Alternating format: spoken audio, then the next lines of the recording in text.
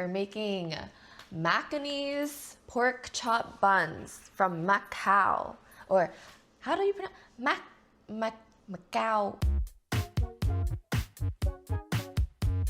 Okay, welcome to episode 8 of Touring the World from my kitchen, where I cook one recipe or one dish from one country, one stream at a time. Today we are making MACAU's dish, which it's hard because MACAU is not technically its own country. I mean, it is, but it's not. It's very similar in the sense of Hong Kong, where it's its own independent region, but it follows two different like political whatchamacallits. You know, this is pretty much a sandwich with a pork chop. It's literally supposed to be a very simple sandwich according to like the traditional recipe. Literally just the bun and the pork chop. You're not supposed to put condiments or anything on it. You can, but the traditional way of eating it is to not put anything in it. So I'm gonna do both.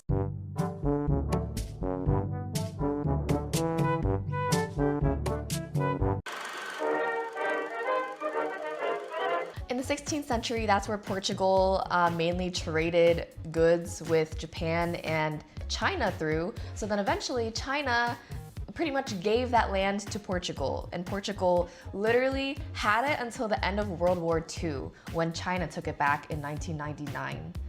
Okay, but now it still remains its own region with two kingdoms pretty much. This dish was created in MACAU through the cultures of, you guessed it, Portugal and China, where the meat is marinated in a Chinese fusion taste, whereas the bun is more of a Portuguese twist. These are Portuguese rolls, by the way. I had to go freaking hunting. It was like a fucking duck hunt to find Portuguese rolls. But I found them at BJ's. It's amoxicillin, but it has like a variety of... Hey! What's going on out there? Let me go check for intruders, guys. Wish me luck. You know what'll help me feel better instead of antibiotics? Hershey's chocolate with almonds, my favorite. Okay, first, I'm gonna go beat my meat and poke it. Let's see, where do I have a meat beater? I don't. Every time I have to beat my meat, I have to use a rolling pin, because I ain't got one of those fancy schmancy hammers. All right, let's see, how many sandwiches should I make? Let's make 2 per person for tonight, so that's 4. Here we go. I'm not ready yet. Let's beat meats at the same time. Ew, JJ, what the Maybe I shouldn't do this on my glass counter. Fuck it. I am gonna be a good person and not drink until the recipe tells me to, okay? And you know what? The recipe tells me that I shouldn't drink until the very last step, where I enjoy my sandwich with an ice cold beer. Yeah, the recipe literally says, hey, Katie, you ain't escaping your alcoholism today.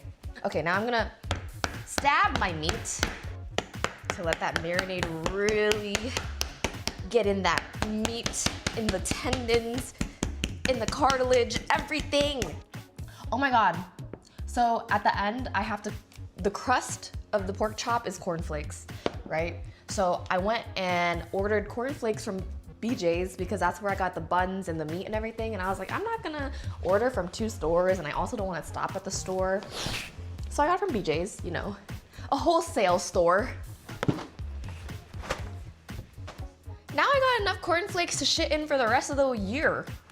I'm gonna marinate it, and then when it's done being marinated, we're gonna dredge it and then cover it in crushed cornflakes and then fry them. I haven't had cereal in years. I actually fuck a lot. 1 clove of garlic, 1/8 of a teaspoon of 5-spice powder, and then 1/2 teaspoon of sugar. 1 in cornstarch, and marinate it for at least 2 hours. No, we're not doing that because, listen, the recipe didn't tell me to beat my meat or poke holes in it. So, because I did that, I'm gonna expedite the marination period. And then 1 teaspoon of cornstarch. If you don't sound like that, okay, now that just literally sits and marinates for, I'm gonna do half an hour because I, beat it to shit and poked it to shit. Some guy always visits me in my DMs and he says shit like, you're the most Oriental girl I know. Yes, a lot of times when people call you Oriental, it's supposed to be offensive. Like, it's not the correct way to address an Asian person. Beautiful Oriental girl. All right, I got my black pepper and cornflakes. Oh, you know what? I don't think it was supposed to be like a fine grit. I think it was supposed to be like flaky. I think I fucked up. I've been on a very productive streak today.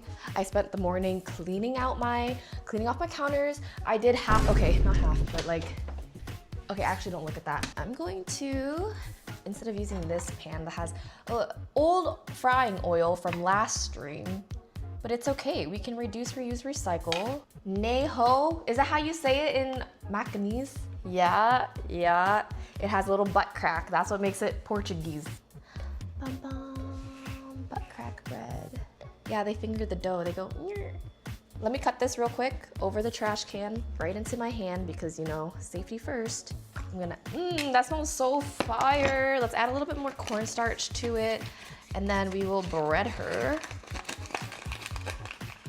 So we have this, the chop, and we're just gonna cover it in corn flakies. Ooh-wee. Okay, I'm gonna leave it in for about 3 minutes and then flip it. You ready? Ta-da, look at my crunchy meat. Okay, let me just make sure I don't burn the living shit out of my pork chop. Yo, high key looks so good.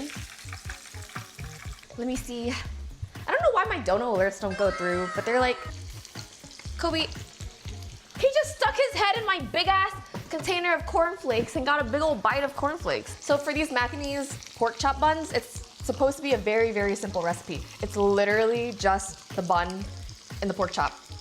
You're not supposed to put any toppings on it. That's how it's traditionally eaten anyway. But nowadays you can add whatever you want. People put onions, lettuce, whatever. But I'm gonna try it without any toppings first, and then I'm gonna add onions. All right, here, Nani. I hope this is good enough. Ready? Ta-da!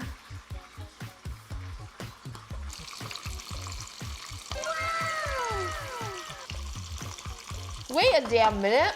I'm not gonna lie. The marination for the pork and me beating the shit out of my meat makes it so tender that it really is like juicy, flavorful. And the bread isn't dry. Like the bread is super fluffy and soaks in all the marination. So like, I can see why they don't put anything else on it. In the recipe, it said a generous amount of onions. Oh my God, Kevin, do you know what I'm forgetting right now? I'm also gonna add some butter leaf lettuce because that shit's fire. Now I have what looks like a hoagie. It does look more appetizing with filling.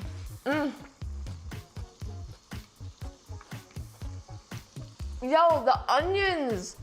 The sandwich went from like an 8 to like an 11 with the onions. I fucking love onions. You know what, Clara? I think it would be a good idea for any of us to do like, you know those little kid